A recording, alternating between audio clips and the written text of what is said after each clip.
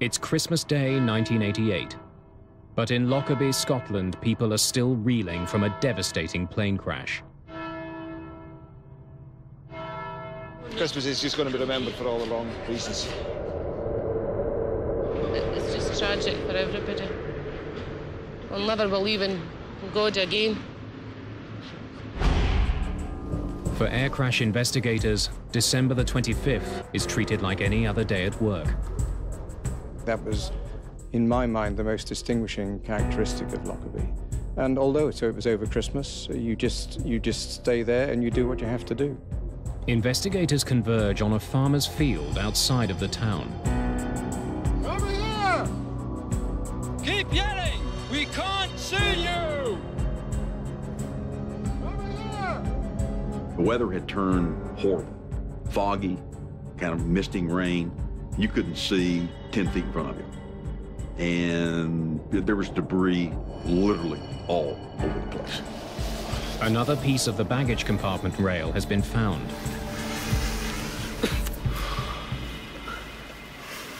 That looks like the piece that you showed me last night. About 20 inches is just gone. And lo and behold, that was the other piece of the skid rail that was literally sticking in the ground. We made some photographs. You know, it was a Christmas present that we could go out there to this farm and find the other piece of metal that had been blown off. No, we were not fascinated. We were pumped. This piece also has pits and craters in it, indications that it was close to an explosion.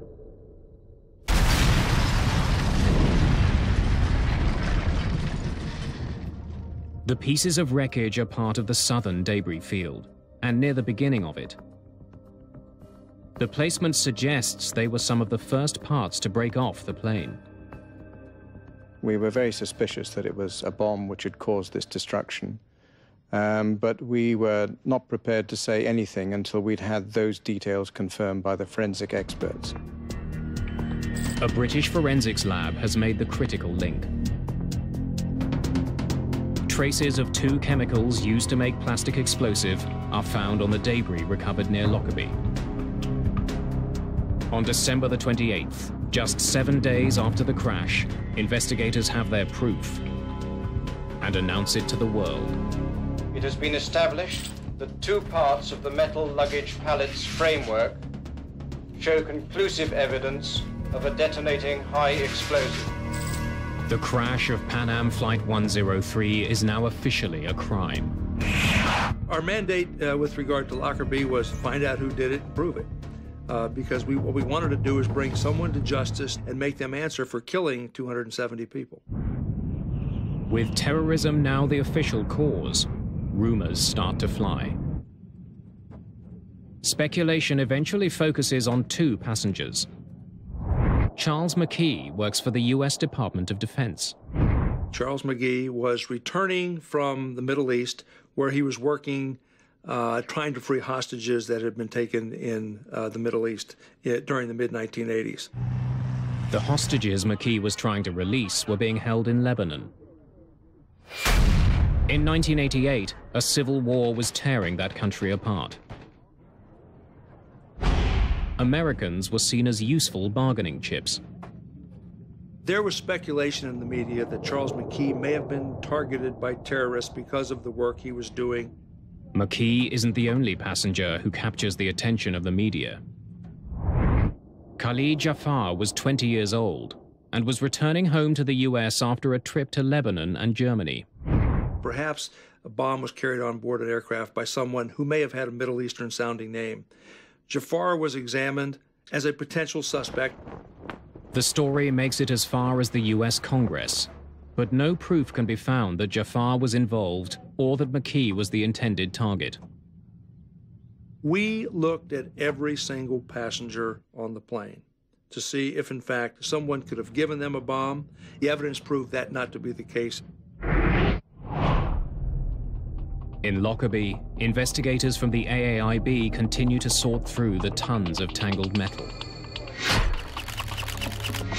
We could, I suppose in theory, have just stopped, but we thought, we know it's a bomb, we have all of the wreckage over land, it's an ideal opportunity to recover it all, and to understand it properly. We knew it was a small bomb, but we didn't understand the explosive processes.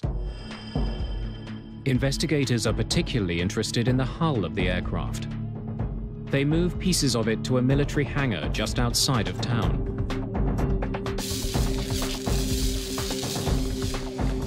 It was a 5-acre shed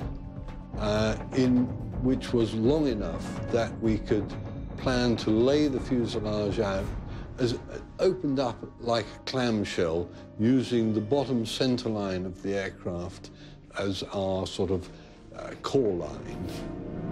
The fuselage of an airplane is bolted to a series of frames, and each frame is numbered based on how far it is from the front of the aircraft. Before we laid out the wreckage two-dimensionally, we put lines and tapes on the floor to give us a grid, and this grid related to the geometry of the aeroplane. They begin to reassemble it, like an enormous jigsaw puzzle. A lot of the structure bears characteristic shapes that you can say immediately, this looks like a door frame. A lot of stuff, it has unique part numbers, which can help you identify small and fairly, what you would call, unidentifiable bits. As the work continues, more pieces of the plane are found that show telltale blast damage. Right, the location is 817204. When they gather the pieces that are near the front of the plane, investigators make a chilling discovery. This is where the bomb had started ripping the plane apart. It became apparent that there was an area of the aircraft in which the damage was really quite different from the rest. The fuselage in this section isn't torn, but blasted to pieces. The fuselage structure in the area of the explosion was blackened and sooted. The fractures were very rapid and jagged, unlike normal tearing fractures of skin. Frame 700 runs right round here. Not only do investigators now know it was a bomb, they know where it blasted through the fuselage of the plane. Just outside of the forward luggage compartment. Peter Claydon is responsible for reassembling the cargo containers that were directly behind the shatter zone. The main goal I had was to identify the baggage container that contained the device. We had maybe 20 baggage containers of a similar construction. So it's like having 20 jigsaw puzzles all mixed up. The investigators concentrate on the cargo containers that were found in the southern debris field, wreckage that was ejected shortly after the explosion.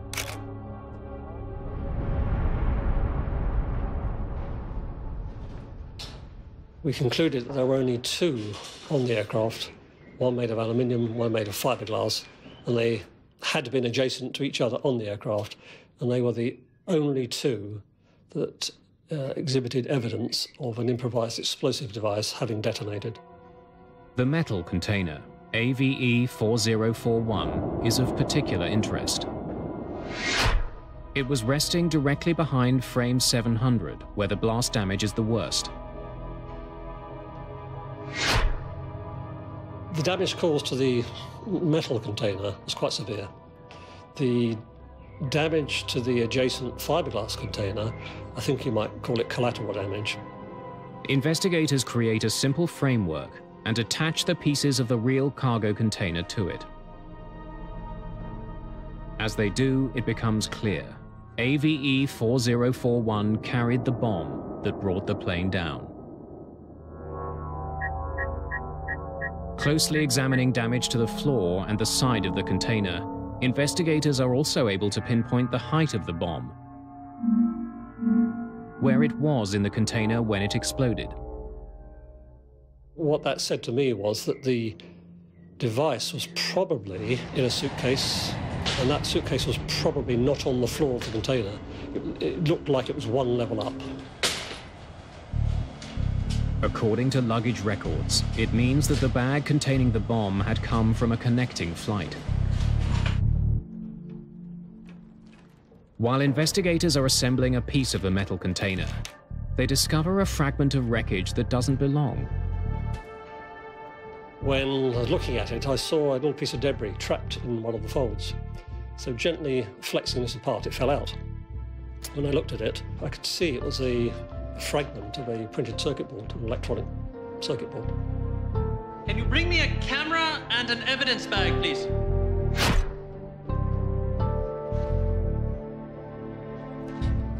Let's get this to the lab. I didn't know whether it was a bomb, part of the airplane really, or what. It could have been somebody's shaver, for all I know. Eventually, forensic experts in Britain determined that the circuit board was a piece of a specific brand of radio. News of the discovery makes its way to Washington. It reaches Tom Thurman, who's returned to his office there. And lo and behold, an identification was made into a Toshiba SF-16 radio. And ironically enough, the name on the side of that radio, just as a brand name, I guess, was called a bomb beat radio. The radio cassette player had hidden the bomb. It's very similar to the one that was recovered by German police when they cracked the Palestinian terrorist cell 2 months before the bombing. Had German police somehow missed something? Had a bomb made here been used on the Pan Am flight?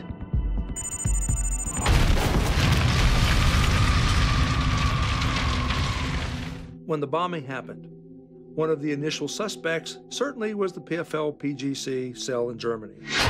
The intelligence told us that the PFL-PGC was probably responsible for this. 49 passengers who eventually boarded the Pan Am flight started their journey in the German city of Frankfurt. Their bags were placed onto Flight 103 in London. But the airline did not ensure the passengers who checked in the bags actually got onto the plane. Perhaps a bomb made in Germany had slipped through the cracks at Heathrow while the terrorist walked away. We had to then, if that was the case, prove it. As the investigation continues, there's a puzzling discovery. While made by the same company, the cassette player used in the Lockerbie bombing is slightly different from the one that was seized in Germany.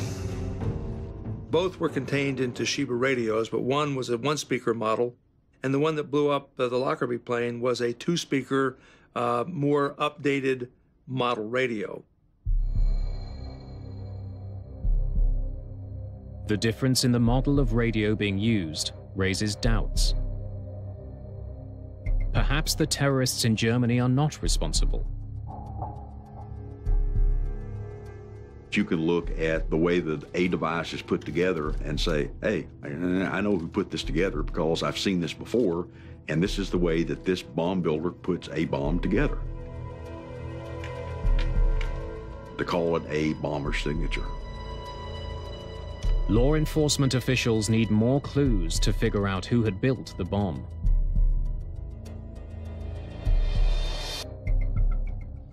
Perhaps the suitcase it was packed in can provide those clues. Studying small pieces of wreckage, British forensic experts find that the suitcase was a hard-sided Samsonite 4000. Samsonite made only a few thousand of these suitcases and sold all of them in the Middle East. Several pieces of clothing have also been identified that were very close to the explosion, likely in the suitcase that concealed the bomb. Most of these clothes were made by a single manufacturer and were only sold on the tiny island of Malta. So Malta became the focus of the investigation because of the manufacture and eventually distribution of some of the clothing that was found at Lockerbie. Investigators find the shop in Malta where the clothes were sold. The owner gives them another clue. The key thing that he told us was the person had a Libyan accent, something we didn't really have evidence yet that tied Libya to the bombing.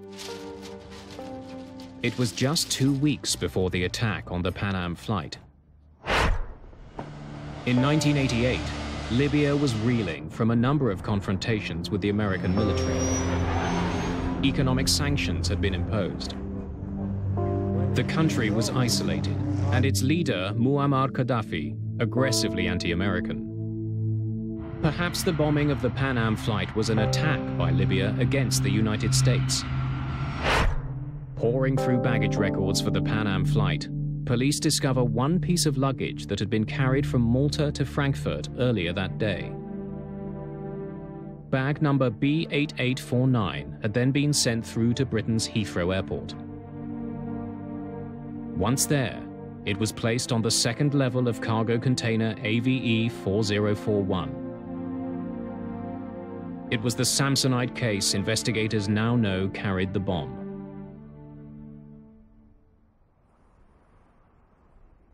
More than a year after the crash, a new discovery in Lockerbie helps simplify the confusing series of clues. Forensic experts discover another circuit board from among the clothes that came from Malta. It doesn't come from that circuit board that was in the SF-16 radio. And this circuit board is half the size of your thumbnail. A photo of the circuit board is sent to Tom Thurman. He believes it could be a piece of the timer from the bomb. I spent months literally looking through all of the files of the FBI on other examinations that we had conducted over many, many, many years. The FBI has photos of timers used to detonate bombs around the world. But Thurman can't find any that match the piece found at Lockerbie. Nope. Next. After a period, I ran out of leads. And at that point, said, okay, now we need to go outside the physical FBI laboratory. Thurman eventually takes the photo of the circuit to the Central Intelligence Agency. I called a contact of mine and said, I need to bring something over for you to look at. Sifting through reports on various bombings, Thurman finds a match. Wait a second. That could be the same. Do you have this timer? When Thurman closely examines the timer captured by the CIA, he's stunned. Within a few minutes, literally, I started getting cold chills. And right now, as I talk about it, cold chills start on me, because I can still see that moment so vividly in my mind that I'm looking at that circuit track that's just like what I'm seeing in the photograph. This is what we're looking for. The timer the CIA has was seized in Africa a few years earlier. 2 Libyan men were trying to get it and several pounds of explosives past airport security.